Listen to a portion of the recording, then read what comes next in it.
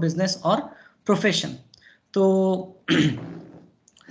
ये वाला थोड़ा बड़ा चैप्टर है और काफी इंपॉर्टेंट है, क्योंकि आपको जो फुल फ्लेजेड क्वेश्चन आएगा टोटल इनकम का, उसमें इसका एप्लीकेशन रह सकता है। Okay, there are very good chances कि इसका एप्लीकेशन उसमें रह सकता है। तो देखिए आप यहाँ पर, आपको पता है कि आप normally profit and loss account बनाते हैं, उसमें कुछ एक्सपेंसेस डेबिट करते हो और इनकम्स क्रेडिट करते हो अकाउंट बुक्स में। जो इनकम्स को आप क्रेडिट करते हो उसमें अगर वो इनकम पीजीबीपी हेड में टैक्सेबल ही है तो फिर कोई प्रॉब्लम नहीं है। हम लोग नेट प्रॉफिट से जब कंप्यूटेशन करेंगे तो ये ऐसे इनकम को प्लस या माइनस करने की जरूरत नहीं है। लेकिन कुछ इनकम रहती है जो एग्जेम्प्ट है लेकिन टैक्सेबल, या तो फिर कोई और हेड में टैक्सेबल है। ओके, जैसे कि सेविंग अकाउंट का इंटरेस्ट हो गया, या तो फिर से डिविडेंड हो गया, दूसरे हेड में टैक्सेबल है। सो इन दैट केस उसको हम लोग क्या करेंगे, income which are not taxable as PGBP, उसको हम लोग नेट प्रॉफिट से जब टैक्सेबल इनकम निकालते रहेंगे तब माइनस कर देंगे। फिर जो एक्सपेंसेस डेबिट करते हैं उसमें से कुछ एक्सपेंसेस अलाउड रहते हैं, कुछ एक्सपेंसेस डिसअलाउड रहते हैं। जो एक्सपेंसेस डिसअलाउड है कोई भी कारण से, या तो वो आपके पर्सनल पर्पस के लिए हो गए, या तो फिर वो उसमें टैक्स डिडक्शन का डिफॉल्ट किया होगा, या तो फिर cash payment in excess of 10,000 होगा, जो भी, तो फिर वो एक्सपेंस डिसअलाउड है तो उसको हम लोग एड बैक कर देते हैं ये प्रॉफिट में से, ताकि हम लोग टैक्सेबल इनकम तक जा पाए।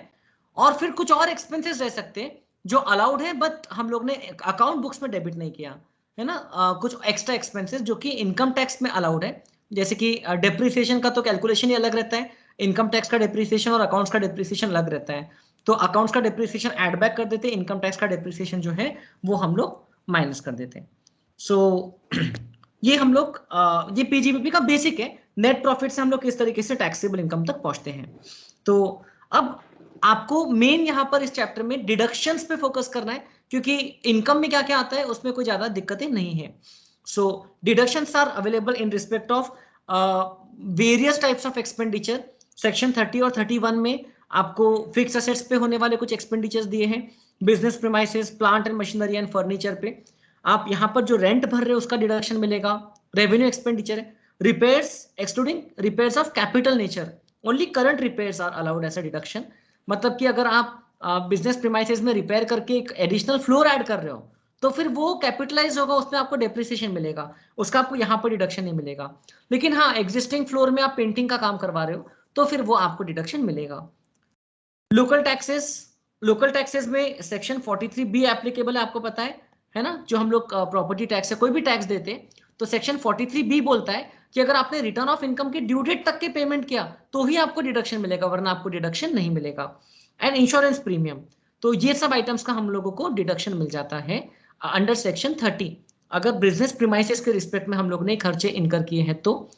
प्लांट मशीनरी एंड फर्नीचर के रिस्पेक्ट में स्पेशल आइटम आपको दिए हैं, repairs and insurance premium. Okay, they are directly given कि भाई ये खर्चे अगर आपने किया तो रिडक्शन मिल जाएगा। इसका मतलब ये नहीं कि बाकी की चीजों का इंश्योरेंस लिया, फॉर एग्जांपल स्टॉक का इंश्योरेंस लिया है या और कुछ, तो फिर उसका डिडक्शन आपको नहीं मिलेगा, ऐसा नहीं है। अगर बिजनेस से संबंधित एक्सपेंडिचर है तो सेक्शन 37 है जो कि जनरल डिडक्शन की बात करता है, उसमें तो हमको डिडक्शन मिल ही जाएगा। Any revenue expenditure incurred wholly और exclusively for the purpose of business और प्रोफेशन, आपको उसका डिडक्शन मिल जाता है। उसके एक्सेप्शन से जो एक्सपेंसेस ऑलरेडी स्पेसिफिक डिडक्शंस में कवर्ड है, या जो पर्सनल एक्सपेंडिचर है, या जो कैपिटल एक्सपेंडिचर है, इसका आपको डिडक्शन नहीं मिलेगा। ठीक है, पर्सनल एक्सपेंडिचर मतलब कि जो आपने बिजनेस पर्पस के लिए नहीं किया, ओके, जो पर्सनल पर्पस के लिए आप कुछ खर्चे किए बिजनेस में डेबिट कर दिए। कैपिटल एक्सपेंडिचर जिससे कोई फिक्स एसेट का क्रिएशन हो रहा है तो ये वाले एक्सपेंसेस का आपको डिडक्शन नहीं मिलेगा। Incurred for a purpose which is an offence और prohibited by law, explanation number 1 of section 37 बोलता है कि इसका डिडक्शन नहीं मिलेगा। If it is incurred for a purpose which is an offence और prohibited by law, okay, legally allowed नहीं है कोई एक्सपेंडिचर तो उसका आपको डिडक्शन नहीं मिलेगा। और इसीलिए आपको जो पेनल्टी वगैरह आप पे करते हो लॉ में तो उसका डिडक्शन नहीं मिलता है। लेकिन हाँ, जो आप इंटरेस्ट पे करते हो जैसे जीएसटी के लेट पेमेंट का, उसका डिडक्शन मिल जाएगा, क्योंकि लेट पेमेंट कोई एक ऑफेंस नहीं है। हाँ, लेकिन आपने अगर टैक्स चुराया और पेनल्टी पे किया, उस तरीके का कुछ कॉन्सिक्वेंस हुआ तो फिर it will B, in that case it will B not allowed. तो हम लोग ये देखेंगे कि वो जो हम लोग ने पेनल्टी पे किया वो कंपनसेटरी है, इंटरेस्ट की तरह है, या वो कोई प्रोहिबिटेड आइटम के लिए आपने पे किया। तो प्रोहिबिटेड चीज के लिए अगर आपने कुछ एक्सपेंडिचर इनकर किया है, या तो फिर कोई इलीगल आपने पेमेंट्स किया है तो उसका आपको डिडक्शन नहीं मिलेगा। एंड सीएसआर का एक्सपेंडिचर नहीं मिलेगा, कॉर्पोरेट सोशल रिस्पॉन्सिबिलिटी के लिए जो आप एक्सपेंडिचर करते हो उसका आपको डिडक्शन नहीं मिलेगा। तो क्योंकि ये expenditure by nature he business के लिए नहीं किया जाता है ना, ये सोशल रिस्पॉन्सिबिलिटी के लिए किया जाता है। कंपनी लॉ मैंडेट करता है कि आपको इतना इतना CSR एक्सपेंडिचर करना होगा, लेकिन आप यहाँ पर एक्सपेंडिचर बिजनेस के लिए नहीं करते हो, you are doing it for the society. तो अनलेस वो एक्सपेंडिचर सेक्शन 30 से 36 में कहीं कवर्ड है, उसका डिडक्शन नहीं मिलेगा। देन हम लोग बात करते हैं सबसे इंपॉर्टेंट डिडक्शन की, जो कि है डेप्रिसिएशन। आपको पता है it is a non cash expenditure allowed on fixed assets which can be classified into tangible and intangible. Within tangible, building, furniture, plant and machinery, okay, broad categories which are owned by the assessee and put to use by him for the purpose of business or profession. तो ये जो है ये चीजें cover होती है depreciation के basics में। ओके, पुट टू यूज करना पड़ता है असेट को ओन करना इंपॉर्टेंट है, एंड फिक्स्ड असेट्स पे डेप्रिसिएशन मिलता है। तो डेप्रिसिएशन में ब्लॉक ऑफ असेट्स का कंसेप्ट नॉर्मली फॉलो किया जाता है। आपको पता है कि हम लोग जो उसका ओपनिंग WDV है उसमें actual cost of new assets add कर देते हैं जो एक्वायर किया एंड पुट टू यूज किया ड्यूरिंग द प्रीवियस ईयर, तो उसको हम लोग ऐड कर देंगे। Put to use is important condition. अगर put to use for less than 180 days किया तो उसको अलग से हम लोग कंसीडर करते हैं, क्योंकि आपको ये भी पता है कि वो वाले पोर्शन पे हमको सिर्फ हाफ रेट से डेप्रिसिएशन मिलेगा। Sale value of assets sold, आपने जो असेट साल भर में सेल किया या बेसिकली ट्रांसफर किया, उसका जो भी आपको वैल्यू रिकवर होता है तो वो आप माइनस कर दो। तो यहाँ पर आपके अकाउंट से एक अलग बात होती है, अकाउंट्स में आप कॉस्ट माइनस करते हो असेट अकाउंट में से और बाकी का प्रॉफिट रिकॉर्ड करते हो, लेकिन यहाँ पर आप पूरा सेल वैल्यू ही माइनस कर देते हो। ओके, सेल वैल्यू ही माइनस कर देते हो from the block of assets, जो भी आपको पैसा रिकवर हो रहा है, salvage value, sale value, transfer value, और फिर आपको मिल जाता है क्लोजिंग WDV। क्लोजिंग WDV की वैल्यू पे डेप्रिसिएशन लगता है। तो साल के बीच में क्या क्या ट्रांजेक्शन से उसको प्लस माइनस कर दो और फिर यहां पर आने के बाद में फिर डेप्रिसिएशन कैलकुलेट करो। तो डेप्रिसिएशन एक तो नॉर्मल रेट से लगता है क्लोजिंग WDV पे, जो अलग अलग ब्लॉक्स पे अलग अलग रेट्स एप्लीकेबल है, एंड फिर आपको मिल जाता है क्लोजिंग WDV आफ्टर डेप्रिसिएशन। लेकिन ये डेप्रिसिएशन के दो एलिमेंट है, एक नॉर्मल डेप्रिसिएशन और एक additional depreciation. Plant and machinery के लिए एडिशनल डेप्रिसिएशन मिल सकता है, तो उसके बारे में हम लोग देखते हैं।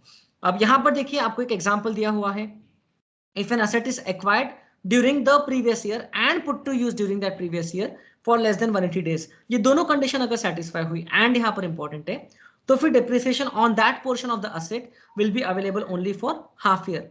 डेप्रिसिएशन सिर्फ हाफ ईयर के लिए मिलेगा वहां पर, ठीक है। तो जैसे कि नवंबर 2020 में खरीद के नवंबर 2020 में पुट टू यूज किया तो हाफ ईयर, लेकिन मान लो आपने पिछले साल खरीदा था नवंबर 2019 में और नवंबर 2020 में आपने पुट टू यूज किया, यहाँ पर जो ईयर है ये 21-22 लिखा है, इट शुड बी एक्चुअली 2021 है ना। सो 2021 में आपको कितने रेट से मिलेगा, नवंबर 19 में खरीदा था, नवंबर 2020 में पुट टू यूज किया तो भी फुल मिलेगा, क्योंकि it has not been acquired during the previous year. तो ये एक छोटी सी बात का ध्यान देना है, इस साल खरीद के इस साल लेस देन 180 डेज के पुट टू यूज किया तो उतने पोर्शन पे हमको हाफ रेट पे डेप्रिसिएशन मिलता है। तो इनकम टैक्स में कोई डे वाइज कैलकुलेशन नहीं होता है, या तो फुल रेट से मिलेगा या तो हाफ रेट से मिलेगा ऑफ द एप्लीकेबल रेट। अब अगर आपने पूरे असेट्स अगर सेल कर दिया ब्लॉक ऑफ असेट्स के, तो फिर सेल वैल्यू अगर आपके जो ब्लॉक की वैल्यू है, मतलब opening WDV plus cost of new assets actual cost, उससे भी ज्यादा है तो फिर शॉर्ट टर्म कैपिटल गेन हो जाएगा। अगर सेल वैल्यू ओपनिंग WDV और कॉस्ट से कम है तो आपको हो जाएगा शॉर्ट टर्म कैपिटल लॉस। ये वाला पार्ट कैपिटल गेन चैप्टर में जाएंगे, शायद वहां पर दोबारा आ जाएगा। सो ये बेसिक है, आपको पता रहना चाहिए। सभी असेट्स बेच दिया तो फिर तो कैपिटल गेन या कैपिटल लॉस हो जाएगा। डेप्रिशिएबल असेट्स जो है आपको पता है वो डेप्रिशिएबल असेट्स पे कैपिटल गेन होता है, लेकिन उसको हमेशा शॉर्ट टर्म ही ट्रीट करते हैं, है ना, उसको लॉन्ग टर्म ट्रीट नहीं करते हैं। If part assets of the block are sold, then अगर ब्लॉक के पार्ट असेट्स सेल किया है तो फिर क्या होता है, अगर सेल वैल्यू पार्ट असेट्स की बिक्री में भी ब्लॉक की वैल्यू से ज्यादा है तो अगेन आपको शॉर्ट टर्म कैपिटल गेन हो जाता है। लेकिन normally sale value part assets की ब्लॉक की वैल्यू से कम रहेगी तो फिर डेप्रिसिएशन चार्ज करेंगे रिमेनिंग वैल्यू पे, सेल वैल्यू माइनस कर देंगे, रिमेनिंग वैल्यू पे डेप्रिसिएशन चार्ज करेंगे। देन आपको यहां पर कंसेप्ट दिया एडिशनल डेप्रिसिएशन का। मैन्युफैक्चरिंग असेट्स को अवेलेबल है, सौरभ वाले प्लांट एंड मशीनरी को छोड़ के बाकी सब प्लांट एंड मशीनरी पे आपको अवेलेबल है। ओके, सौरभ में आप देख लो ships and aircrafts, office equipment, used या second hand assets, residential assets, asset जिस पे ऑलरेडी 100% डिडक्शन अलाउड है सच एज सेक्शन 35 AD या सेक्शन 35, व्हीकल्स, तो ये वाले असेट्स पे आपको एडिशनल डेप्रिसिएशन ये वाले पे नहीं मिलता है, बाकी सब प्लांट एंड मशीनरी पे ही मिलता है, बिल्डिंग वगैरह पे तो वैसे ही नहीं मिलता है। कितना मिलता है? 20% of the actual cost of the new assets acquired, it is available in the year of put to use, जिस साल आपने पुट टू यूज किया उस साल मिलता है। If put to use for less than 180 days then 10% rate, okay, remaining 10% is available next year. तो अगर आपने लेस देन 180 डेज के पुट टू यूज किया तो ये तो आपको पता है आधा रेट पे मिलेगा, और रिमेनिंग हाफ एडिशनल डेप्रिसिएशन का नेक्स्ट ईयर मिल जाएगा। ओके, इसमें कोई लॉक इन पीरियड नहीं रहता है, मतलब ऐसा नहीं कि आपको असेट को इतने समय तक के होल्ड करना है, बस खरीदने पर मिल जाता है। तो सिर्फ परचेज कॉस्ट इंपॉर्टेंट है, ओपनिंग डब्ल्यूडीवी, सेल वैल्यू या क्लोजिंग डब्ल्यूडीवी नहीं देखी जाती है जब हम लोग एडिशनल डेप्रिसिएशन कैलकुलेट करते हैं। हाँ, इतना ध्यान रखना है कि additional depreciation plus normal depreciation जो रहता है ये मिला करके आपकी क्लोजिंग डब्ल्यूडीवी बिफोर डेप्रिसिएशन से ज्यादा नहीं हो सकता है ना, can not be higher than closing WDV before depreciation, क्योंकि आपका असेट का वैल्यू माइनस में नहीं आ सकता है। तो ये आपको कुछ बेसिक बातें दी हैं डेप्रिसिएशन से संबंधित। हम लोग ने बुक में काफी सारे सिनेरियोस किया था, ये वाले पॉइंट के लिए बहुत सारे सिनेरियोस किया था हम लोगों ने बुक में। तो ये जो पेज नंबर 6.9 है इसमें बहुत सारे जो केसेस किया था, तो उसमें से आपको कोई भी नहीं समझता है, कोई डाउट है तो आप मुझे बता सकते हो।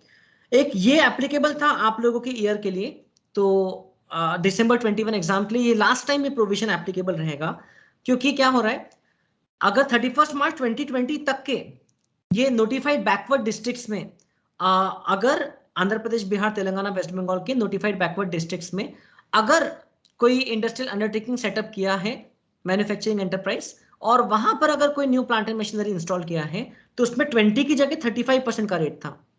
तो अगर उन्होंने पिछले साल 19-20 में इंस्टॉल किया था और लेस देन 180 डेज किया था तो 17.5% उनको मिला होगा, 35% का आधा, तो रिमेनिंग 17.5% इस साल मिल जाएगा 2021 में।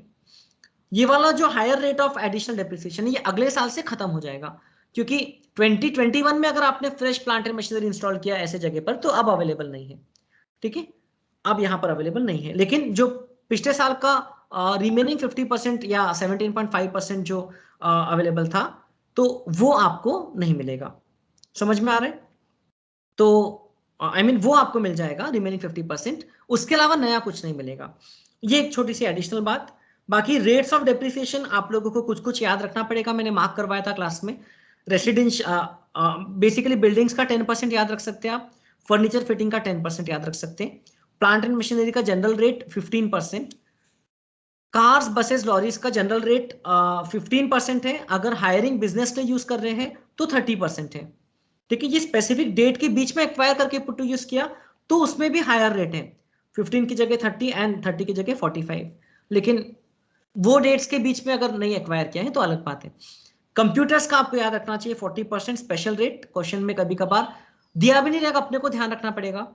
देन रिन्यूएबल एनर्जी डिवाइसेस का 40% है, बुक्स में 40% है, annual publication etcetera, and intangible assets का 25% है।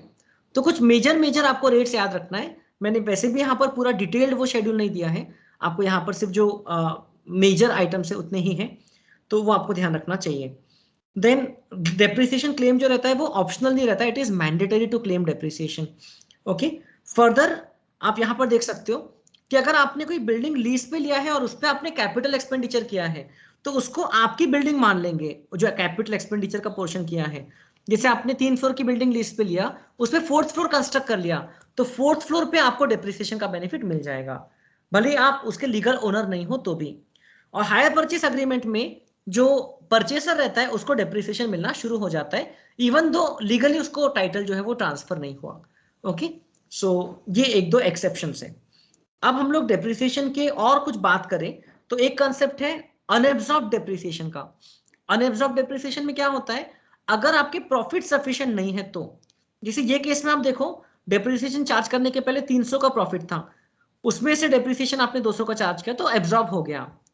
देन अब यहां पर आप देख सकते हो 300 का प्रॉफिट था लेकिन डेप्रिसिएशन आपका 400 था, तो आपका 100 रुपए का डेप्रिसिएशन जो है वो अनएब्सॉर्ब रहा, the profits before depreciation were not sufficient. तो ये अनएब्सॉर्ब डेप्रिसिएशन का क्या होता है, ये कोई दूसरे हेड ऑफ इनकम के इनकम से एडजस्ट हो सकता है, ओके। अनएब्सॉर्ब डेप्रिसिएशन दूसरे बिजनेस की इनकम से भी एडजस्ट हो सकता है या और कोई हेड ऑफ इनकम से अदर देन सैलरी इनकम। कभी कभार तो क्या होता है कि आपका डेप्रिसिएशन के पहले से ही लॉस है, तो फिर डेप्रिसिएशन सेट ऑफ तो बात की बात हो गई। तो आप बिजनेस लॉस आपका अलग चल रहा है एंड अनएब्सॉर्ब्ड डेप्रिसिएशन अलग चल रहा है। तो डेप्रिसिएशन का ट्रीटमेंट जो है वो हम लोगों को अलग से करना होता है। ये जो 200 रुपीज का जो आपको दिख रहा है क्या डेप्रिसिएशन, एक टोटली अनएब्सॉर्ब्ड है यहाँ पर। तो business loss and unabsorbed depreciation के रिस्पेक्ट में ये टेबल पढ़ लो, आपको बहुत क्लियर हो जाएगा। Business losses normal business losses है डेप्रिसिएशन के अलावा बाकी खर्चों के लिए, जो बाकी खर्चों के कारण जो हो रहे हैं, तो they can be set off against any income other than salary. Unabsorbed depreciation में भी सेम, तो ये बात कॉमन है। फिर it if not set off then it can be carried forward, unabsorbed depreciation भी हो सकता है कैरी फॉरवर्ड। लेकिन अब देखो, बिजनेस लॉस कैरी फॉरवर्ड होने के बाद में सिर्फ बिजनेस इनकम के काम में आता है सेट ऑफ करने के लिए। अनएब्सॉर्ब्ड डेप्रिसिएशन कैरी फॉरवर्ड होने के बाद भी it can be set off against any income other than salary income. तो ये एक इसमें स्पेशल बात है। ओके, ये पहले 2 पॉइंट इसमें कॉमन थे, ये तीसरा पॉइंट अलग है। एंड बिजनेस लॉस का maximum carry forward period 8 years का है। अनएब्सॉर्ब्ड डेप्रिसिएशन का मैक्सिमम कैरी फॉरवर्ड पीरियड कुछ भी नहीं, इंडेफिनिटली कैरी फॉरवर्ड कर सकते हैं, no limit on the number of years. तो ये चीज आप ध्यान रख सकते हैं। सेट ऑफ वाले चैप्टर में दोबारा हम लोग ये पॉइंट पे आएंगे तो देखेंगे। अनएब्सॉर्ब्ड डेप्रिसिएशन की तरह जो आपका capital expenditure on scientific research रहता है या तो फिर फैमिली प्लानिंग एक्सपेंडिचर रहता है, तो उसका भी आपको इस तरीके से इनडेफिनिट पीरियड के लिए कैरी फॉरवर्ड का बेनिफिट मिलता है। इनफैक्ट यहाँ पर लिखा हुआ ही है। और जब आप सेट ऑफ करते हो आपके इनकम में से लॉसेस को या एक्सपेंसेस को, तो सबसे पहले मैंडेटरी है कि करंट ईयर डेप्रिसिएशन को आप एडजस्ट करो, फिर करंट ईयर बिजनेस लॉसेस को एडजस्ट करो बाकी बिजनेसेस के, और फिर ब्रॉड फॉरवर्ड बिजनेस लॉसेस है उसको करो, क्योंकि ये एक्सपायरी डेट के साथ में आते हैं। ये जो ब्रॉड फॉरवर्ड बिजनेस लॉस है, इसको ये एक्सपायर हो जाएगा ना 8 साल के अंदर, और फिर अगर आपका पास फिर भी प्रॉफिट बचा तो ब्रॉड फॉरवर्ड अनएब्सॉर्ब्ड डेप्रिसिएशन या capital expenditure on scientific research या फैमिली प्लानिंग एक्सपेंडिचर को फिर आप एडजस्ट कर सकते हो। फैमिली प्लानिंग एक्सपेंडिचर सिर्फ कंपनी असेसी को मिलता है, बाकी इंडिविजुअल असेसी को नहीं मिलता है। देन ये कंसेप्ट आप लोगों को बताया हुआ है कि अगर साल के बीच में अगर अमलगमेशन, डीमर्जर या conversion of proprietorship firm into company या पार्टनरशिप फर्म इनटू कंपनी या अनलिस्टेड कंपनी इनटू एलएलपी, ये 5 में से कोई ट्रांजैक्शन साल के बीच में होती है, तो उस साल में डेप्रिसिएशन का एलोकेशन कैसे करना है, तो उसको simply number of days of put to use के हिसाब से करना है। Okay, number of days of put to use के बेसिस पे। तो पहले तो डेप्रिसिएशन कैलकुलेट कर लो as if there was no such change. Okay, जैसे अगर प्रीवियस ईयर 21-22 की बात करें, 1 अगस्त को अगर अमलगमेशन हुआ, तो पहले तो आप पूरे साल भर का डेप्रिसिएशन कैलकुलेट कर लो, उसके बाद में नंबर ऑफ डेज के रेशियो में, पुट टू यूज के रेशियो में आप अमलगमेटिंग कंपनी मतलब प्रीडिसेसर एंड अमलगमेटेड कंपनी मतलब सक्सेसर को आप अलोकेट कर दो। Okay, proportionately. पहले वाले और बाद वाले ईयर का कोई टेंशन नहीं है, लेकिन उस ईयर के डेप्रिसिएशन को आप प्रोपोर्शनेट बेसिस पे करो। मान लो कभी अमलगमेशन के बाद अमलगमेटेड कंपनी ने से 2-3 महीने की गैप के बाद पुट टू यूज करना शुरू किया, तो हम लोग फिर उतने ही दिन उनका काउंट करेंगे और उसके हिसाब से हम लोग प्रोपोर्शन कैलकुलेट करेंगे। नेवरदलेस डेप्रिसिएशन तो पूरे साल का डिस्ट्रीब्यूट होगा, लेकिन इन दिस रेशियो। ठीक है। देन डेप्रिसिएशन के जो छोटे छोटे कॉन्सेप्ट्स, उसमें एक और ये बात है, straight line method of depreciation अगर रहा तो पावर जनरेशन असेसीज को अलाउड है, बाकी किसी को अलाउड नहीं है। तो उसमें आपको पता है कि आपको स्ट्रेट लाइन मेथड तो निकालना आता ही है, बहुत सिंपल रहता है। और इसमें भी जो 180 डेज वाला क्राइटेरिया है वो देखना है। लेस देन 180 डेज अगर पुट टू यूज है तो फिर हाफ रेट से मिलेगा उस फर्स्ट ईयर में, वो देखना है। बाकी अगर आपने असेट की बुक WDV पे उसको बेच दिया तो नो प्रॉफिट नो लॉस। अगर WDV से भी कम वैल्यू पे बेचा अल्टीमेटली, तो फिर आपको टर्मिनल डेप्रिसिएशन चार्ज करना होता है, which is allowed as a deduction under section 32 of PGBP head. Then अगर आपको WDV से ज्यादा रिकवरी हो रही है लेकिन कॉस्ट से कम वैल्यू तक के, तो फिर द 25 रुपीज जो एक्सेस आपको रिकवर हुआ, that is treated as a balancing charge, जो कि PGBP हेड में सेक्शन 41 में सेपरेटली चार्जेबल होता है। एंड अगर आपको कॉस्ट के भी ऊपर रिकवरी हो रही है, आपने 3 साल डेप्रिसिएशन चार्ज किया, 70 पे वैल्यू आ गई 100 से, अब आपने 105 में सेल किया, तो क्या हो रहा है, यहाँ पर आपको 30 रुपए जो रिकवरी हो रही है वो बैलेंसिंग चार्ज है, और जो एक्स्ट्रा 5 रुपए है कॉस्ट के भी ऊपर, that will be treated as short term capital gain और long term capital gain depending on the period of holding of the asset. तो ये भी आपको डिटेल में बताया है। चांसेस थोड़ी कम है इसके एग्जाम में आने की, क्योंकि मेन आपको जो WDV मेथड ऑफ डेप्रिसिएशन है वो ही ज्यादा पूछते हैं। अब डेप्रिसिएशन कैलकुलेट करने के लिए असेट के ब्लॉक में हम लोग एक्चुअल कॉस्ट को ऐड करते हैं। एक्चुअल कॉस्ट मतलब cost minus cost incurred by somebody else. Okay अगर किसी और ने सब्सिडी वगैरह पे किया, गवर्नमेंट ने या कोई दूसरे बॉडी ने आपकी बिहाफ पे आपको रिम्बर्स किया है, तो उतना आप माइनस कर दोगे क्योंकि आपको उतना खर्चा कम लगा फिर। तो असेट के एक्चुअल कॉस्ट को इग्नोर करेंगे अगर payment for an asset if it is made on a single day exceeding ₹10,000 by any mode other than the approved modes. Approved mode में अकाउंट पे चेक, अकाउंट पे ड्राफ्ट, ईसीएस। प्रिस्क्राइब मोड में आते हैं debit card, credit card, है ना, NEFT, RTGS, okay, IMPS, UPI, भीम, Aadhaar pay, वो सब आ जाता है। तो ये जो है अप्रूव मोड से अगर पेमेंट किया है असेट खरीदने के लिए तो चलेगा, लेकिन पेमेंट इंपॉर्टेंट है यहाँ पर। अगर पेमेंट आपने नॉन अप्रूव मोड से किया, फॉर एग्जांपल बेरर चेक से किया या क्रॉस चेक से किया या आपने कैश से किया एक ही दिन में 10,000 से ज्यादा का, तो जितना वो वाला पोर्शन है उसको हम लोग इग्नोर करेंगे। यहाँ पर जो नील लिखा है मतलब ये नहीं कि पूरे असेट की कॉस्ट को नील मान लेंगे, तो वो पोर्शन से संबंधित जो कॉस्ट है वो नील हो जाएगी। बाकी कॉस्ट अगर आपने मान लो 1 लाख का असेट खरीदा, उसमें का 40,000 कैश में दिया है, 60,000 आपने चेक से दिया है, अकाउंट पे ही चेक से, तो 60,000 की कॉस्ट मानेंगे। 40,000 जो कैश में पे किया वो कॉस्ट नहीं मानेंगे, उसको इग्नोर करेंगे, ऐसा लिखा है। बाकी cost includes all these expenditures जो अकाउंट्स में भी हम लोग पढ़ते, असेट को रेडी करने तक का जो भी freight, insurance, installation, trial run expenditure, travelling expenses होते हैं, ये सब इंक्लूड करेंगे हम लोग, कैपिटलाइज कर देंगे। तो इसका आपको फिर रेवेन्यू एक्सपेंडिचर बोल के डिडक्शन ही मिलेगा, असेट में ऐड हो गया, उस पर धीरे धीरे आपको डेप्रिसिएशन मिलेगा। अब कुछ एक्सप्लेनेशन है जो कि वहां पर आपको दी है, बहुत सारे एक्सप्लेनेशन है। I have tried to summarise it here, you can see explanation number 1 और 13 में आपको दिया है कि अगर आपको कोई असेट पे 35 या सेक्शन 35 एडी में 100% डिडक्शन मिल गया है तो उसकी एक्चुअल कॉस्ट को नील मान लो, क्योंकि कोई सेंस नहीं बनता उस पर दोबारा डेप्रिसिएशन देने का। अगर अच्छा सेक्शन 35 एडी में अगर रिवर्स हो जाता है 8 साल के पहले नॉर्मल बिजनेस में लाने के कारण, तो वो मैं आपको अलग से बता दूंगा कि उसका ट्रीटमेंट फिर कैसे करते हैं। एक्सप्लेनेशन नंबर 1 में दिया है कि अगर बिजनेस के स्टॉक को कैपिटल असेट में कन्वर्ट किया तो जो fair market value on the date of conversion है उसको एक्चुअल कॉस्ट मान लो, और फेयर मार्केट वैल्यू जो है वहां तक की बिजनेस इनकम मान लो, और आगे से उसको एक्चुअल कॉस्ट मान के उस पर डेप्रिसिएशन दे दो। So it is treated like आपने फेयर मार्केट वैल्यू पे बाहर बेचा और बाहर से फेयर मार्केट वैल्यू में खरीदा, तो वो जो ट्रीटमेंट होता था वो। देन अगर आपके कोई बिल्डिंग वाला असेट है या तो फिर नॉन रेसिडेंट ने कोई इंडिया के बाहर से कोई दूसरा असेट इंडिया में लाया है और पहले वो असेट पर्सनल पर्पस के यूज होता था, अब वो बिजनेस में आया है, तो ऐसे असेट में जितने पीरियड के बाद आया है तो उतने पीरियड का नोशनल डेप्रिसिएशन हटा करके एक्चुअल कॉस्ट को कंसीडर करो। ओके मतलब as if it was used for the purpose of business, आप नोशनल डेप्रिसिएशन को हटा लो।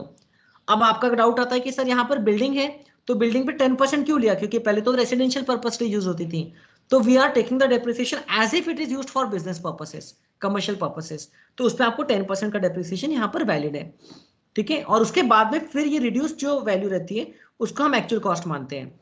मतलब ये एक रेयर केस है जहां पर आपका एक्चुअल कॉस्ट पे नहीं, हम लोग डीम्ड कॉस्ट पे डेप्रिसिएशन लेते हैं, तो क्योंकि एक्चुअल कॉस्ट तो 10 लाख है, लेकिन ये बिल्डिंग या नॉन रेसिडेंट के द्वारा लाए हुए असेट के अलावा अगर और कोई असेट है तो सच एस कार, कार का क्वेश्चन 2-3 बार पूछा भी गया है, जो कि पहले आप कुछ साल प्राइवेट यूज कर रहे थे, पर्सनल यूज, उसके बाद में बिजनेस में लाए, तो उसका जो एक्चुअल कॉस्ट है वो ही आपको लेना है फिर, ठीक है। उस केस में आपको एक्चुअल कॉस्ट लेना है, ठीक है, नोशनल डेप्रिसिएशन माइनस नहीं करना है। फिर ये देखो ये सेल्फ एक्सप्लेनेटरी है, अगर आपने लोन लिया उसके बाद में असेट पुट टू यूज किया है और उसके बाद लोन को रिपे किया, तो लोन लेने से लेकर के असेट को पुट टू यूज करने का जो पीरियड है उसका जो इंटरेस्ट है, that interest will be a part of the actual cost, मतलब वो कैपिटलाइज हो जाएगा। लेकिन अगर उसके बाद के पीरियड का इंटरेस्ट है, that interest is treated as revenue expenditure deductible under section 36(1)(3). ये वाला इंटरेस्ट जो है ये एक्चुअल कॉस्ट में ऐड नहीं करना है, तो इंटरेस्ट का कोई भी तरीके से डबल डिडक्शन नहीं मिल रहा है, जो पहले का है वो असेट के कॉस्ट में ऐड हो रहा है और जो बाद का है वो एक्सपेंस बोल के ट्रीट हो रहा है, आपको उसका डायरेक्टली डिडक्शन मिल जाता है रेवेन्यू एक्सपेंडिचर का। देन जीएसटी का आपको आइडिया है, अगर जीएसटी का आईटीसी ले रहे हैं तो फिर उसका आपको डेप्रिसिएशन नहीं मिलेगा जीएसटी पोर्शन का। जैसे कि कैप्स ने मान लो 1 लाख रुपीस का कंप्यूटर खरीदा जिसपे 28,000 जीएसटी पे किया सप्लायर को, तो अगर कैप्स 28,000 का क्रेडिट ले रहा है okay for paying of their output GST, तो फिर कैप्स को 1 लाख रुपीस पे ही डेप्रिसिएशन मिलेगा, इजंट इट? और अगर कैप्स को डेप्रिसिएशन पूरे 1,28,000 पे लेना है तो फिर जीएसटी में हम लोग पढ़ते हैं कि वहां पर आपको वो आईटीसी अवेलेबल नहीं है अगर टैक्स के पोर्शन का आप डेप्रिसिएशन ले रहे हो, तो लॉजिकल सी बात है, डबल बेनिफिट नहीं मिलना चाहिए। देन ये बात हो चुकी है cost made by some other person. Then ये कुछ एक्सप्लेनेशंस और है वहां पर जिसमें हम लोग एक शॉर्ट में देखें तो प्रीवियस ओनर से अगर न्यू ओनर ने एक्वायर किया है अंडर अ गिफ्ट और इनहेरिटेंस, तो फिर प्रीवियस ओनर की जो डब्ल्यूडीवी थी उसको न्यू ओनर की हम लोग एक्चुअल कॉस्ट मान लेते हैं। asset transferred and reacquired, the actual cost is the WDV or reacquisition price, whichever is less। ठीक है, मतलब आपने इसको दिया और फिर से वापस से ले लिया तो आपका जो WDV था या तो फिर reacquisition price, whichever is less ताकि आपको कम डेप्रिसिएशन मिले, आप इसका मिसयूज ना करो। assets sold and leased back, तो फिर WDV of the previous owner shall be taken as a cost to the new owner जिससे आपने लीज बैक पे लिया है। Holding to 100% subsidiary, 100% subsidiary to holding, तो पहले वाले पर्सन का जो WDV था रिड्यूस्ड वो दूसरे पर्सन के लिए एक्चुअल कॉस्ट मानेंगे। Amalgamating company to amalgamated company, demerged company to resulting company, ये सब केसेस में जो प्रीडिसेसर का WDV वो सक्सेसर का actual cost. And corporatisation of stock exchange, इसमें भी स्टॉक एक्सचेंज पहले अगर एओपी फॉर्म में था अब कंपनी में कन्वर्ट हो रहा है, तो अगेन जो पुराने एंटिटी का जो WDV था असेट्स का वही आगे के लिए एक्चुअल कॉस्ट माना जाएगा। ओके, देन ये हो गया सेक्शन 32 डेप्रिसिएशन। काफी चीजें वहां पर ही लिखी हुई है, इसमें आपको बहुत ध्यान देना है। There are very good chances कि डेप्रिसिएशन से आपको क्वेश्चन पूछेंगे एग्जाम में। Okay, application based question in income tax you can expect practical questions in the intermediate exam more than theory questions, मतलब बहुत ज्यादा प्रैक्टिकल क्वेश्चंस आएंगे। जीएसटी में थियरी एंड प्रैक्टिकल दोनों काफी पूछ सकते हैं, दोनों का बैलेंस रहेगा। यस, अब अभी तक के आपको डेप्रिसिएशन से संबंधित कुछ पूछना है तो बताइए।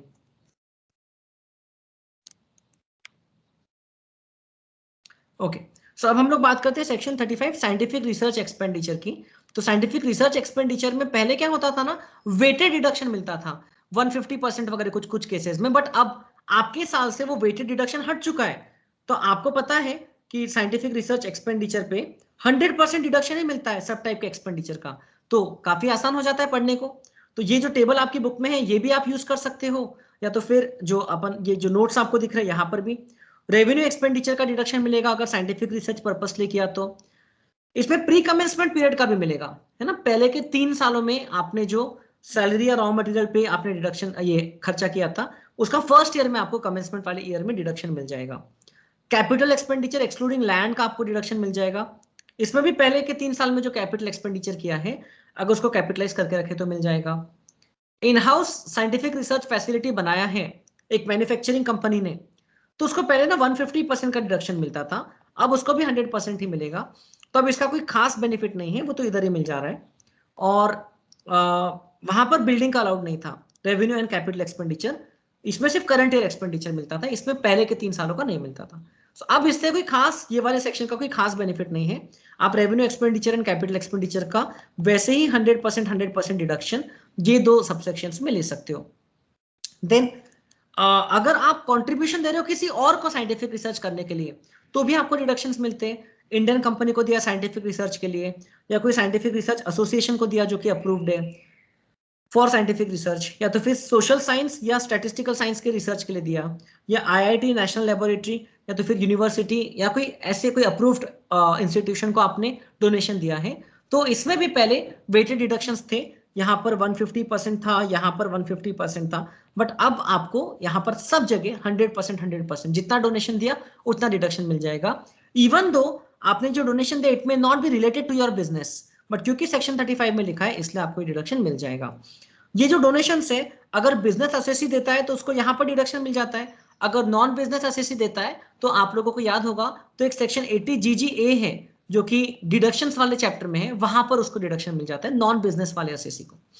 तो ये बात है। अब अगर साइंटिफिक रिसर्च वाले कैपिटल असेट पे आपने 100% डिडक्शन लिया है, अगर उसको आप बेच देते हो कॉस्ट से कम वैल्यू पे, तो फिर जितना भी रिकवर हुआ उसको हम लोग बिजनेस इनकम मान लेते हैं। Okay, under section 41। अगर कॉस्ट से भी ज्यादा वैल्यू पे बेच देते हैं, जैसे 120 पे बेच दिया मान लो, उस पर डेप्रिसिएशन तो कुछ मिलता नहीं, लेकिन 120 पे बाद में अगर बेचा तो जितना कॉस्ट की रिकवरी है वो बिजनेस हेड में टैक्सेबल, एक्स्ट्रा रिकवरी जो है वो कैपिटल गेन हेड में taxable. It could be short term और long term depending on the period of holding. Okay, ऐसा लग रहा है कि मैं खुद 1.5x की स्पीड में बात कर रहा हूँ आप लोगों से, है ना, लेकिन करना पड़ेगा हम लोगों को, उतने समय में काम करना है। तो transfer to the normal business of the same assessee, add to the block of assets. अगर नॉर्मल बिजनेस में ट्रांसफर हो रहा है तो हम लोग क्या करेंगे, उसको हम लोग ऐड कर देंगे to the block of assets at nil value.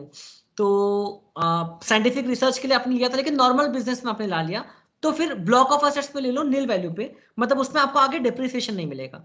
जब आप उसको फाइनली सेल करोगे तो फिर ब्लॉक की वैल्यू में से माइनस करते, वो तो आपको पता है।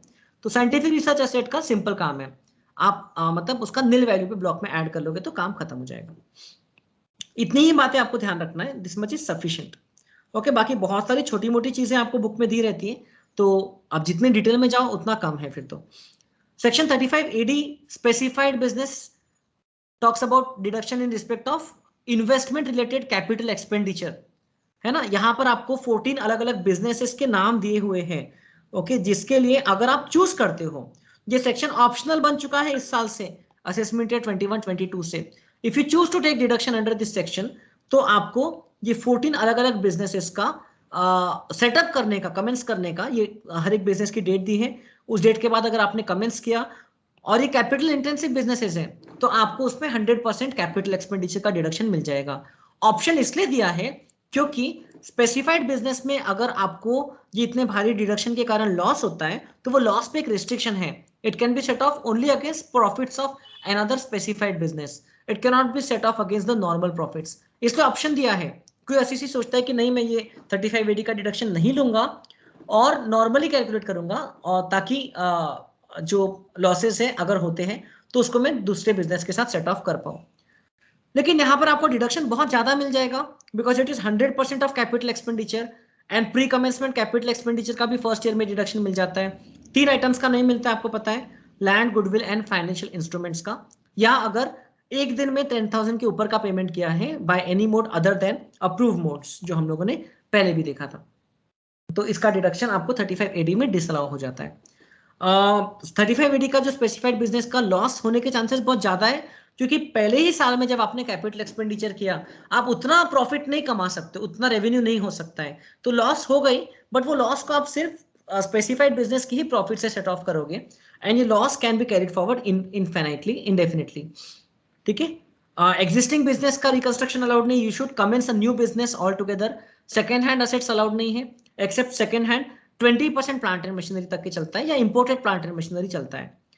अगर 35 AD बिजनेस का नॉर्मल बिजनेस के साथ में कोई ट्रांजेक्शन हो रहा है, तो उसमें हम लोग मार्केट प्राइस के हिसाब से चेक करेंगे, वरना लोग क्या कोशिश करेंगे कि नॉर्मल बिजनेस के प्रॉफिट्स इधर ट्रांसफर हो जाए ताकि यहाँ के लॉसेस के साथ एडजस्ट हो सके। तो manipulation in prices could be possible, but that is not allowed. CA का ऑडिट करवाना होगा, चार्टर्ड अकाउंटेंट से ऑडिट करना होगा कि आपने जो डिडक्शन लिया है वो सही लिया है, and lock in period is 8 years। ये जो स्पेसिफाइड बिजनेस वाला कैपिटल असेट आपने एक्वायर किया, जैसे कि से एक 5 स्टार होटल की बिल्डिंग, तो उसमें 8 साल तक के आपको बिजनेस करना चाहिए, वो असेट को ट्रांसफर नहीं करना चाहिए। तो अगर आपने उसको 8 साल के पहले ट्रांसफर कर दिया, बाहर बेच दिया, तो फिर that will be taxable as your business income. अगर 8 साल के अंदर आपने बाहर तो किसी को नहीं बेचा, लेकिन अगर आपने नॉर्मल बिजनेस में ट्रांसफर किया 8 साल के अंदर, तो फिर इन दैट केस क्या होगा कि आपको जो पूरा डिडक्शन मिला था वो रिवर्स होगा, subject to depreciation which was allowable. मान लो 2 साल के बाद आपने वो होटल की बिल्डिंग को आपने रेगुलर बिजनेस में ला लिया, होटल बिजनेस से हटा दिया, से कोई टेक्सटाइल मैन्युफैक्चरिंग बिजनेस में आपने वो बिल्डिंग को यूज करना शुरू कर दिया, तो क्या होगा, देन इन दैट केस आपको जितना डेप्रिसिएशन मिलना चाहिए 10 + 9 अभी तक की, कितना, 19 रुपीज का, तो उतना डेप्रिसिएशन आपको छोड़ करके बाकी का जो डिडक्शन मिला था वो रिवर्स हो जाएगा। और फिर मतलब 81 rupees will be amount taxable जो आपको पहले डिडक्शन मिला था, और ये 81 रुपीज ही आगे के लिए एक्चुअल कॉस्ट बन जाएगा ऐसे केस में। ओके, सेक्शन 35 AD का अगर असेट 8 साल के पहले नॉर्मल बिजनेस में आ जाता है, तो actual cost will be this value. अगर 8 साल के बाद आता है तो फिर ब्लॉक ऑफ असेट्स में ऐड करते हैं, एक्चुअल कॉस्ट नहीं लेते हैं। तो ये एक्चुअल कॉस्ट में आपको एक छोटी सी बात का ध्यान रखना था, जो पहले हमने तब डिस्कस नहीं किया था। Okay, added to the block of assets taking actual cost as nil. Yes, that's it. अब सेक्शन 35 ED में इतना ही है। इसके बाद में आपको बुक में है section 35D, section 35DDA। Okay, बाकी के कुछ छोटे छोटे सेक्शंस थे वो हट गए हैं अब। Section 35D is not available for non residents. Preliminary expenses का डिडक्शन मिलता है, नया बिजनेस सेटअप करने का खर्चा या एक्सपांशन करने का खर्चा। 1/5 for 5 years, maximum 5% of the cost of project, इतना मिलता है आपको। इतना भी बेसिक याद रखोगे तो बहुत है। अगर कंपनी एसएससी है तो उसमें आपको लिखा है 5% ऑफ कॉस्ट और capital employed at the option of the company. Were capital employed मतलब कि long term borrowings plus share holders fund, ये जो रहता है, तो उसका 5% तक का डिडक्शन एलिजिबल है, और उसका 1/5 करके 5 साल तक के प्रिलिमिनरी एक्सपेंडिचर का डिडक्शन मिलता है। वॉलेंटरी रिटायरमेंट कंपनसेशन का भी 1/5 फॉर 5 years ऐसा डिडक्शन मिलता है। तो इसके बारे में भी और डिटेल में जाने की हमको जरूरत नहीं है। हाँ, एक पॉइंट वहां पर छोटा सा लिखा हुआ है कि अगर बिजनेस रीऑर्गेनाइजेशन होता है तो ऐसे केस में जो सक्सेसर कंपनी है उसको डिडक्शन मिल जाएगा रीऑर्गेनाइजेशन वाले ईयर में, एंड आगे के साल में प्रीडिसेसर कंपनी को रीऑर्गेनाइजेशन वाले ईयर में डिडक्शन नहीं मिलेगा। Then section 36 talks about a lot of deductions, lot of expenses, insurance premium, stock insurance, health insurance, non cash mode में होना चाहिए, cattle insurance, okay, बोनस और commission to employees it is subject to section 43B, मतलब कि आपको उसका payment return filing की due date के पहले करना चाहिए, तभी डिडक्शन मिलेगा। Discount on zero coupon bond, जो company zero coupon bond issue करती है उसको उस डिस्काउंट का डिडक्शन प्रोराटा बेसिस पे मिलता है। लॉस ऑन एनिमल्स, तो एनिमल्स पे डेप्रिसिएशन या ऐसा कुछ बेनिफिट नहीं मिलता है, तो लॉस मिल जाता है, लॉस को क्लेम कर सकते हैं in the year in which the animals are dead और sold. Then interest on borrowings की बात हो गई है, फिक्स एसेट को पुट टू यूज करने के बाद का जो इंटरेस्ट है वो सेक्शन 36(1)(3) में मिलता है, and it is subject to section 43B। Family planning expenditure available only to company assessees, revenue expenditure fully available, capital expenditure 1/5 for 5 years just like voluntary retirement compensation. STT या CTT का deduction business head में मिलता है, capital gain head में नहीं मिलता है, ध्यान रखना है। ओके, बिजनेस हेड में मिलता है if it is a part of business expenditure, मतलब अगर एसोसिएट डीलर है शेयर्स या सिक्योरिटीज का, कमोडिटीज ट्रेडिंग करता है, तो फिर ऐसे केस में एसएससी को एसटीटी सीटीटी का डिडक्शन मिल जाएगा अगर बिजनेस का एक्सपेंडिचर है तो। देन बैड डेट्स आपको समझता है, जब डेटर अकाउंट को क्रेडिट किया, बैड डेट्स को डेबिट किया, पीएनएल को डेबिट किया, तो बैड डेट्स होती है, तो debts must be actually written off. Okay, debts को एक्चुअली राइट ऑफ करना पड़ेगा, तब आपको बैड डेट्स का डिडक्शन मिलेगा। Debt should have arisen as a result of income, मतलब ओरिजिनली आपने सेल्स के अगेंस्ट में ही वो डेट क्रिएट होना चाहिए, फिर उसको राइट ऑफ किया है। There should be relationship of debtor and creditor. And एक इंपॉर्टेंट बात है कि no deduction is allowed for provision for bad debts, provision बनाने का डिडक्शन नहीं मिलेगा क्योंकि वो एस्टिमेटेड आपका लॉस है, आपका एक्चुअल लॉस नहीं है, एक्चुअल लॉस का ही डिडक्शन मिलता है। इनकम टैक्स प्रूडेंस कंसेप्ट को फॉलो नहीं करता है, हमारा अकाउंट्स करता है। अगर बैड डेट सब्सिक्वेंटली रिकवर होती है तो देखो जितना राइट ऑफ किया था उसमें से जो रिकवरी हुई वो टैक्सेबल रहेगी।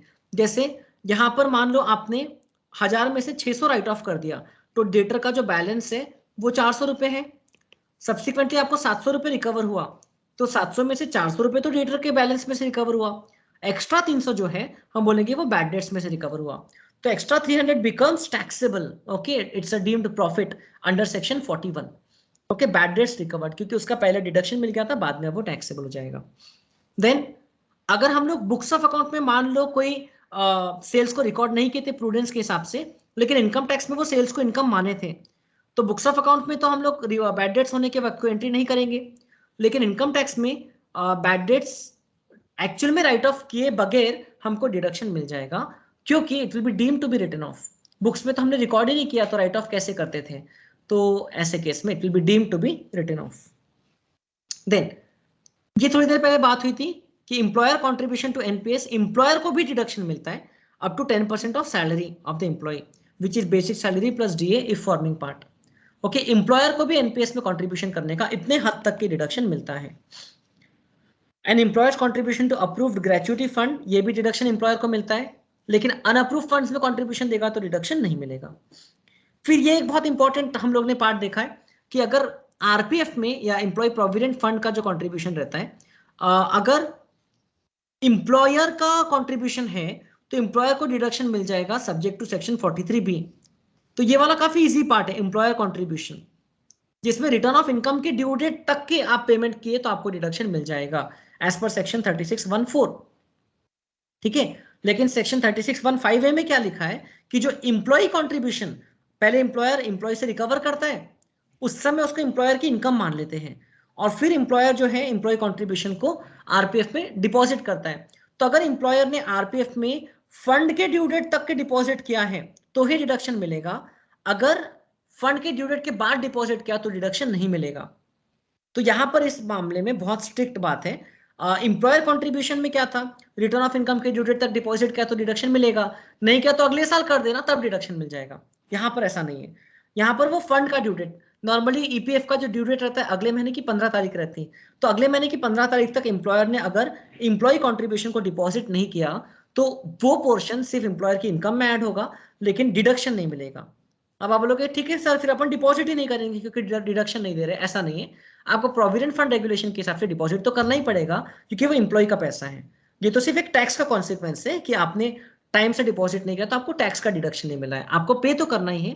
टेक्निकली जब आपको मिल रही है तो ये आपकी लाइबिलिटी है, जब आप पे कर रहे हो तो आपकी लाइबिलिटी कैंसिल हो रही है, लेकिन उसको इनकम टैक्स में हम ट्रीट कैसे करते हैं, मिल रही है तो आपका इनकम है और आप पे कर रहे हो तो आपका एक्सपेंस या डिडक्शन है, लेकिन आपने टाइम पे नहीं किया तो ये एक्सपेंस आपको नहीं मिलता है।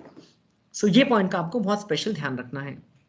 ये सेक्शन 43B जिसकी हम तब से बात कर रहे हैं, अगर आपने amount due date of return of income तक पे नहीं किया, जैसे प्रीवियस ईयर 21-22 की बात करें, आप एक साल पीछे का सोच सकते हो आपके एग्जाम के लिए, एप्लीकेबल ईयर के लिए, तो कुछ खर्चे रहते हैं जिसको अगर आपने रिटर्न फाइलिंग की ड्यू डेट के पहले पे कर दिया तो आपको डिडक्शन मिल जाएगा, लेकिन ड्यू डेट के बाद पे किया तो जिस साल पे किया उस प्रीवियस ईयर में आपको डिडक्शन मिलेगा।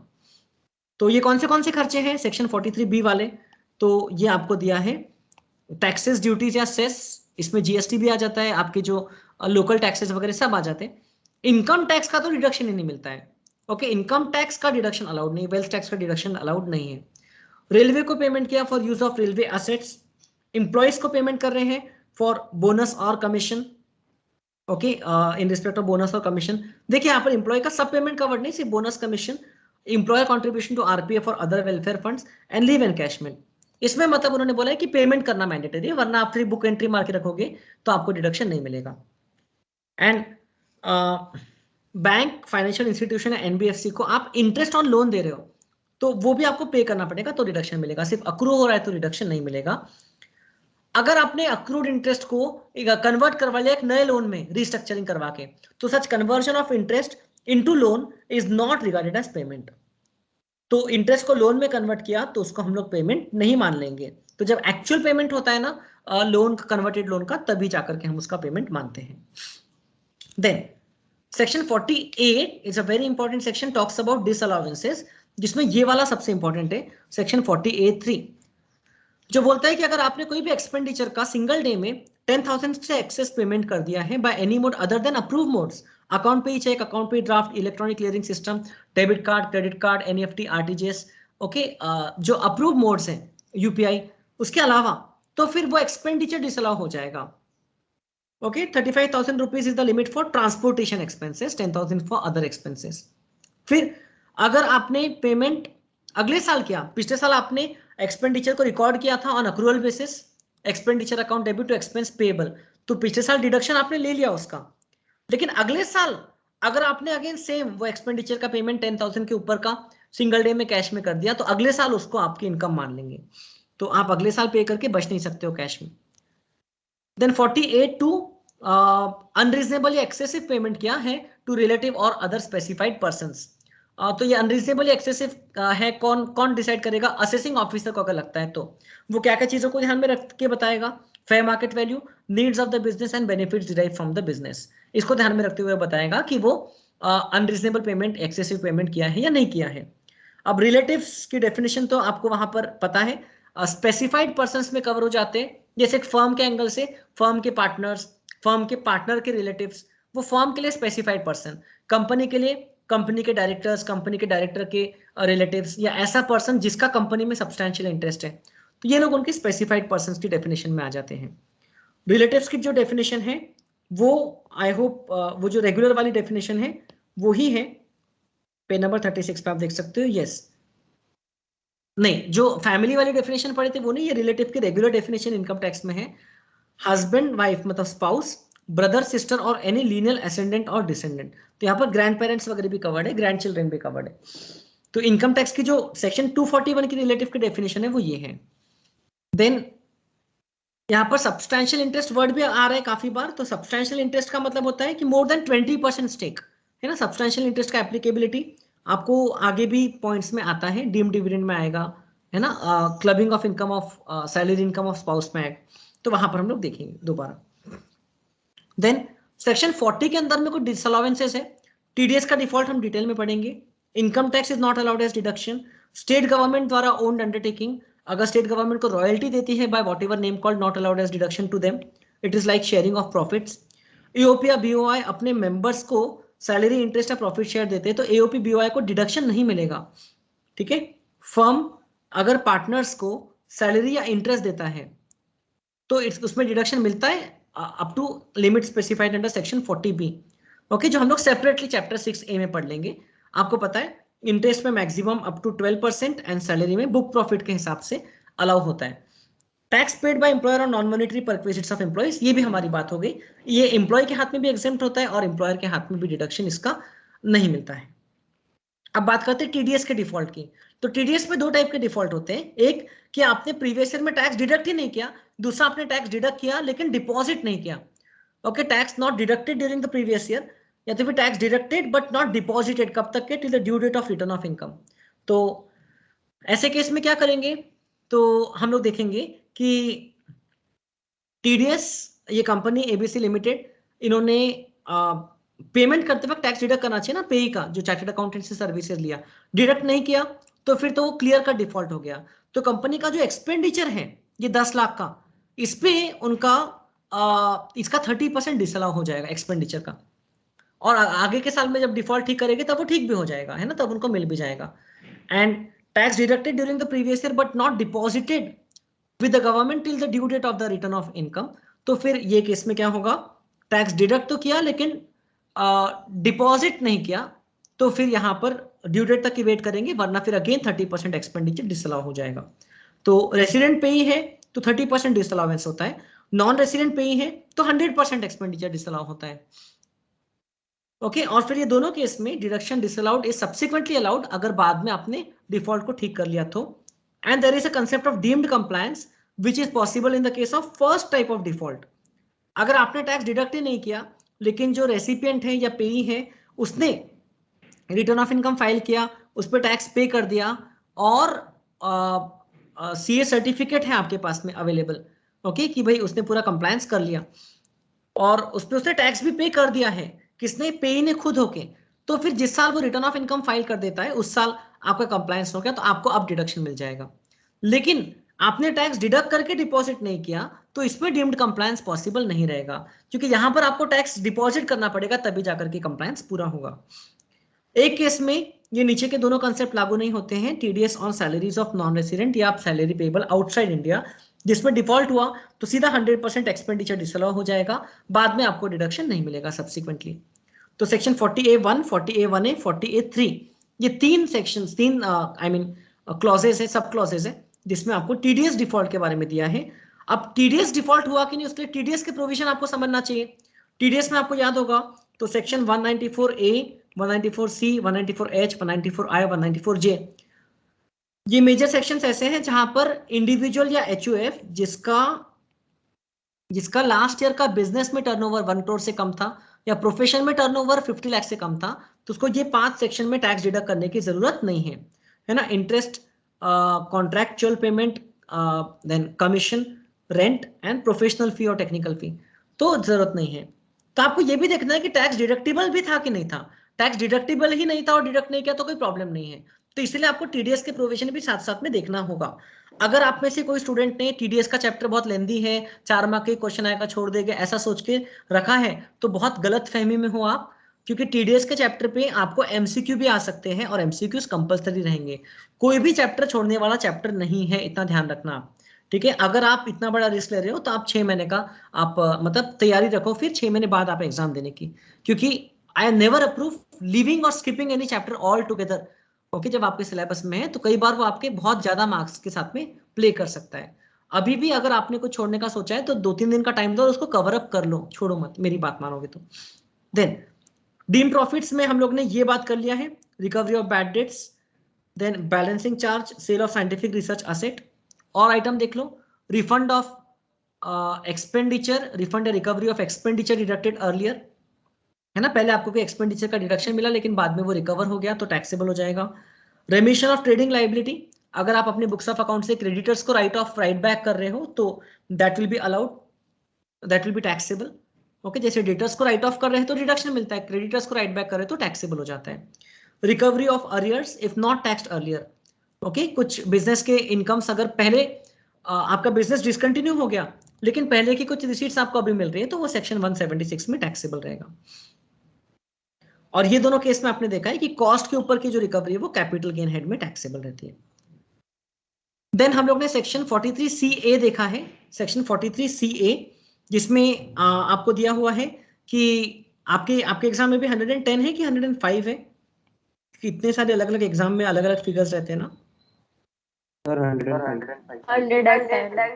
110 ही है ना। तो ये आपके एग्जाम से ही अमेंड हुआ है ना, फाइनेंस एक्ट 2020 से।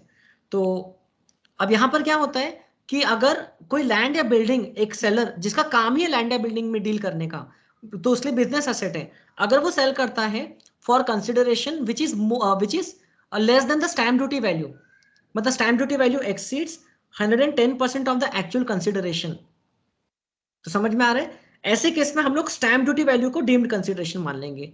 Stamp duty value will be deemed as a consideration under section 43CA। ऐसा सिमिलर प्रोविजन सेक्शन 50C में भी है ना, ऐसा similar provision, but that is for a person जिसके लिए, सेलर जिसके लिए लैंड या बिल्डिंग कैपिटल एसेट है, स्टॉक इन ट्रेड नहीं है, तो 50C में पढ़ेंगे हम लोग वहां पर। और अगर stamp duty value actual consideration के 110% से कम ही है तो फिर हम लोग एक्चुअल कंसिडरेशन ले लेंगे। तो यहाँ पर और भी कंसेप्ट आप देखते हैं कि valuation officer stamp duty value को कम करवा सकता है, उसकी वैल्यू बढ़ाने से कोई फर्क नहीं पड़ेगा, लेकिन कम करवाया तो रिड्यूस्ड वैल्यू को हम लोग कंसिडर करेंगे, है ना। वैल्यूएशन ऑफिसर ने एक्चुअल कंसिडरेशन से भी कम वैल्यू बता दिया तो फिर हम लोग फिर जो एक्चुअल कंसिडरेशन है उसको कंसिडर करेंगे। फिर एक और पॉइंट यहाँ पर आपने देखा था कि अगर डेट ऑफ अग्रीमेंट या उसके पहले अगर कुछ पोर्शन कंसिडरेशन का मिल चुका है सेलर को by any mode other than any approved mode बोल सकते हैं, है ना, अकाउंट पे चेक, अकाउंट पे ड्राफ्ट, ईसीएस या अदर प्रिस्क्राइब मोड, तो फिर ऐसे केस में हम लोग डेट ऑफ अग्रीमेंट की स्टैम्प ड्यूटी वैल्यू कंसीडर कर सकते हैं rather than date of registration, क्योंकि जनरली स्टैम्प ड्यूटी वैल्यू बढ़ती जाती है ना, ओवर द ईयर्स थोड़ा इन्फ्लेशनरी प्रेशर आता है और लैंड की प्रॉपर्टी की वैल्यू बढ़ती रहती है एक स्टडी रेट पे नॉर्मली। तो आप अग्रीमेंट के दिन का आपको लेने का ऑप्शन रहता है, अगर उस दिन या उस दिन के पहले some portion of the consideration has been received by the seller by any of this approved modes, option है, कंपल्शन नहीं है, तो उसका बेनिफिट लिया जा सकता है। So section 43CA। देन आपके इसमें कुछ और भी डीम्ड इनकम्स दी हैं, सेक्शन 68, 69, ये वाले जो सेक्शन है आप देख सकते हो, 69A, B, C, ये सभी सेक्शन में ज्यादा टेंशन मत लो, कि बस ये पढ़ लो, unexplained cash credit, unexplained investment, unexplained money, investment partly disclosed, unexplained expenditure, amount borrowed और रिपेड ऑन हुंडी, ये थोड़ा अलग चलता है। बाकी पहले 5 में अगर आप एक्सप्लेनेशन नहीं दे पाए, नो एक्सप्लेनेशन या तो फिर नो सेटिस्फैक्ट्री एक्सप्लेनेशन, तो फिर ये आइटम्स आपके हाथ में टैक्सेबल रहेंगे। अब ये पीजीबीपी हेड में आपके चैप्टर में लिखे, लेकिन एक्चुअली ये अदर सोर्सेज हेड में टैक्सेबल रहेंगे। सिर्फ यहाँ पर डीम्ड इनकम का टॉपिक था इसलिए मैंने यहाँ पर लिख दिया है, लेकिन it will be taxable as income from other sources and इस पे हायर रेट लगेगा, आपको याद होगा तो 78% का, 60 + 25% + 4%, ऐसा 78% का हायर रेट लगेगा। अमाउंट बोरोड और रिपेड ऑन हुंडी जो रहता है, इसमें अगर आपने अदर देन अकाउंट पे चेक या अकाउंट पे ड्राफ्ट ट्रांजेक्शन किया है बोरोवल या रिपेमेंट का, तो वो हुंडी मतलब कि एक बिल ऑफ एक्सचेंज हो गया, तो इन दैट केस अगर आप लोन का काम कर रहे हो उसमें, तो फिर then that amount will again become taxable, क्योंकि फिर उसको आगे कहाँ नेगोशिएट कर रहे हैं, कहाँ पर यूज हो रहा है, तो आपका फिर कंट्रोल नहीं रहेगा। Then section 44 AD, ADA and AE, ये पेज पे मैंने कोशिश किया है पूरा समराइज करने की, लेकिन फिर भी देखिए सेक्शन 44 AD में आपको लिखा है ये अवेलेबल है for any business other than the person who is covered under 44 AE, जो ट्रांसपोर्टर है, और person who is carrying on agency business. Individual HUF या फर्म को सेक्शन 44 एडी का जो बेनिफिट है वो मिल सकता है। It's a presumptive taxation scheme, जिसमें अगर आपका टर्नओवर 2 करोड़ से ज्यादा नहीं है तो आपके पास चॉइस है that you can offer your income at a minimum rate of 8% of the turnover, और अगर आपका डिजिटल या बैंकिंग मोड से रिसीट्स है तो फिर तो 6% ऑफ योर टर्नओवर, है ना, ये तो और भी अच्छा। सो एंड देन आपको फिर बुक्स ऑफ अकाउंट मेंटेन करने की जरूरत नहीं है एंड ऑडिट करवाने की जरूरत नहीं है। अगर आपने ये 8% या 6% के हिसाब से ऑप्ट किया है तो फिर आपको डिडक्शन नहीं मिलेगा सेक्शन 30 से 38 के एक्सपेंडिचर का। ओके, डेप्रिसिएशन वगैरह डिडक्शन नहीं मिलेगा, it will be deemed to be allowed. Firms को 40B का डिडक्शन सिर्फ 44AE में मिलेगा, एडी और एडीए में नहीं मिलेगा। 40B मतलब कि सैलरी या इंटरेस्ट पेएबल टू पार्टनर्स वाला जो एक लिमिटेड डिडक्शन है। देन 44ADA स्पेसिफाइड प्रोफेशन वाला है, जिसमें एक प्रोफेशनल जैसे कि चार्टर्ड अकाउंटेंट, आर्किटेक्ट, वहां पर 11 प्रोफेशंस की लिस्ट है ना, company secretary, film artist, legal professional etcetera. तो उन लोगों को दिया है ऑप्शन कि आपका ग्रॉस रिसीट्स या टर्नओवर अगर 50 लाख से ज्यादा नहीं है तो फिर आप मिनिमम 50% ऑफ योर टर्नओवर या ग्रॉस रिसीट्स इनकम ऑफर कर दो, इनकम एक्सेप्ट कर लो, इनकम बता दो, तो फिर आपको बुक्स ऑफ अकाउंट भी मेंटेन नहीं करना है, ऑडिट भी नहीं करवाना है। No deduction is available under section 32 38। ठीक है, सो सेक्शन 40B में आप यहां पर आपको ये डिडक्शन नहीं मिलेगा। फर्म को भी अभी एलिजिबल है। ओके, यहां पर एक कंफ्यूजन था कि पहले मैं आपको बताता था कि इंडिविजुअल को ही मिलता है, लेकिन आई थिंक 2021 के फाइनेंस एक्ट में उन्होंने क्लैरिफाई किया है कि फर्म को भी मिलता है। और या तो फिर आपके इससे क्या है, एक बार आप देख सकते हैं सेक्शन 44ADA दोनों को मिलता है। ठीक है, then eligible assessee, only the thing is it assessee should be a resident in India। ठीक है, 44ADA में assessee should be a resident in India, ये उसकी बेसिक कंडीशन है। then 44AE is related to business of hiring, plying or leasing of goods carriage, transport business, जो person transport vehicles, goods carriage vehicles को own करता है but not more than 10 vehicles okay during the year, तो any person can take this benefit. यहां पर भी क्या रहता है, अगर हैवी गुड्स व्हीकल है जिसका 12 मेट्रिक टन मतलब कि 12,000 kg से ज्यादा का वेट है, ओके, ग्रॉस व्हीकल वेट या व्हीकल की कैरिंग कैपेसिटी, तो फिर 1,000 रुपीज पर मंथ पर टन के हिसाब से हम लोग उसके इनकम को कंप्यूट करेंगे as per the period of ownership, not the period of put to use, period of ownership. और अगर हेवी गुड्स व्हीकल नहीं है, मतलब 12 मेट्रिक टन या उससे कम का वेट है, तो फिर सिंपली 7,500 पर मंथ के हिसाब से। ओके, एग्जाम्स में काफी फेवरेट टॉपिक रहता है, इसमें से पूछते हैं वो लोग कि कितना इनकम रहेगा, आप कैलकुलेट करो। तो नंबर ऑफ व्हीकल्स को आपको मल्टीप्लाई कर देना है ये वाले फैक्टर से। ओके, अगर आपके पास 3 व्हीकल्स है जिसको आपने पूरे साल भर होल्ड किया है तो 3 × 12 × 7,500 पर मंथ, और अगर वो हैवी गुड्स व्हीकल है से जिसका 15 मेट्रिक टन का वेट है तो 15,000 रुपए पर मंथ। तो आपको एक एक व्हीकल वाइज देखना पड़ेगा वहां पर। At any point of time the assessee should not be owning more than 10 vehicles during that year. तो सेक्शन 30 से 38 का डिडक्शन नहीं मिलेगा। अब कॉमन पॉइंट्स ये तीनों सेक्शन के लिए आपको चैप्टर 6A का डिडक्शन मिलेगा, लॉसेस सेट ऑफ कर सकते हैं, कोई प्रॉब्लम नहीं है, लेकिन आपको डेप्रिसिएशन का डिडक्शन नहीं मिलेगा। अनएब्जॉर्ब्ड डेप्रिसिएशन आपको यहां पर नहीं मिलेगा, और इवन जो इस साल का डेप्रिसिएशन है वो भी नहीं मिलेगा। WDV of depreciable asset shall be deemed to have been reduced as if depreciation was actually allowed. Option for lower income if books of account are maintain and audit is done. ये तीनों cases में आपको option है कि आप books maintain करो and audit करवाओ तो आप लोअर इनकम दिखा सकते हो। अब ये 44AD के रिस्पेक्ट में एक छोटी सी बात है कि अगर आपने कोई साल 44AD के लिए एलिजिबल थे और आपने वो सेक्शन में ऑप्ट किया, फिर आगे की कोई साल में एलिजिबल थे ऑप्ट नहीं किया, तो उसके बाद 1 2 3 4 5 साल के आप ऑप्ट नहीं कर सकते हो, आप वो स्कीम के बाहर हो जाओगे, आपको बुक्स मेंटेन करके ऑडिट करवाना होगा, फिर उसके बाद वापस से आप भले उस सेक्शन में ऑप्ट कर सकते हो। 44AD एंड 44ADA वाले जो असेसीज है इनके लिए I hope you remember advance tax में भी एक स्पेशल पॉइंट है कि उनको एडवांस टैक्स एक ही इंस्टॉलमेंट में पे करना पड़ता है, that is on 15th March of the previous year. Okay, बाकी एसएससीज को एडवांस टैक्स टोटल 4 इंस्टॉलमेंट्स में पे करना होता है। इन लोगों के लिए एक बेनिफिट है क्योंकि लास्ट इंस्टॉलमेंट में ही उनको एडवांस टैक्स पे करना है। तो ये ऐसी चीजें हैं। सो यहाँ पर आपको सब चीजें लिखी हुई है ना। एडवांस टैक्स का यहाँ पर लिखा है क्या, यस, 44AD एंड ADA वालों के लिए अवेलेबल है, AE वालों के लिए नहीं है। ओके, ऐसी छोटी छोटी चीजों पे आपका ध्यान जाना चाहिए। चलिए, देन कंपोजिट बिजनेस अगर रहा, agricultural activity plus business activity अगर आप करते हो तो फिर ऐसे केस में आपको क्या करना है,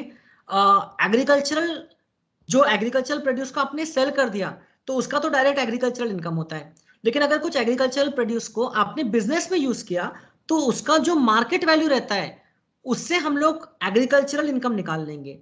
okay, market value minus cost, okay, उतने प्रोड्यूस का, तो उसे एग्रीकल्चरल इनकम निकाल लेंगे और वो मार्केट वैल्यू एग्रीकल्चरल प्रोड्यूस का बिजनेस के लिए डिडक्शन मिल जाएगा, क्योंकि वो वैल्यू तक के आपने एग्रीकल्चर में पैसा कमाया, उसके बाद में आपने बिजनेस में कमाया, तो बिजनेस इनकम में से आपने बिजनेस के जो खर्चे किए वो माइनस हो जाएंगे एंड एग्रीकल्चरल प्रोड्यूस जो आपने बिजनेस में यूज किया है वो माइनस हो जाएगा।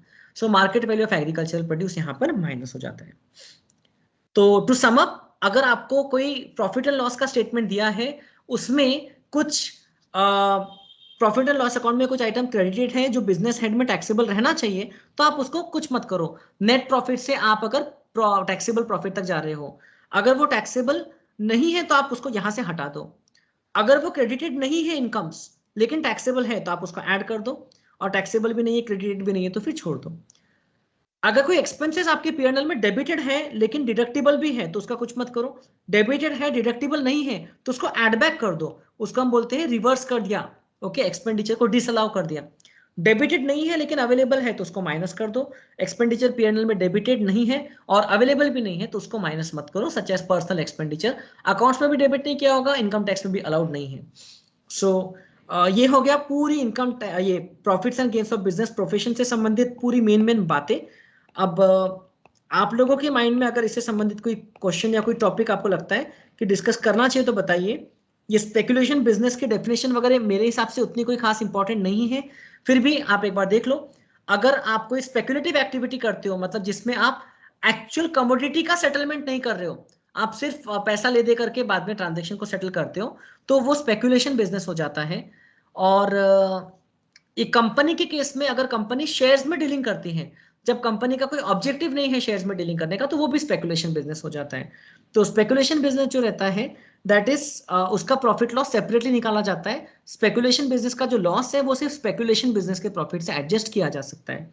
बाकी सेक्शन 28 में आपको कुछ डीम्ड मतलब लिखा है कि कौन सी इनकम को इस हेड में लेना ही लेना है, तो ये लिस्ट के थ्रू आप जा सकते हो। बहुत ज्यादा रट्टा मारने की, याद रखने की चिंता मत करो।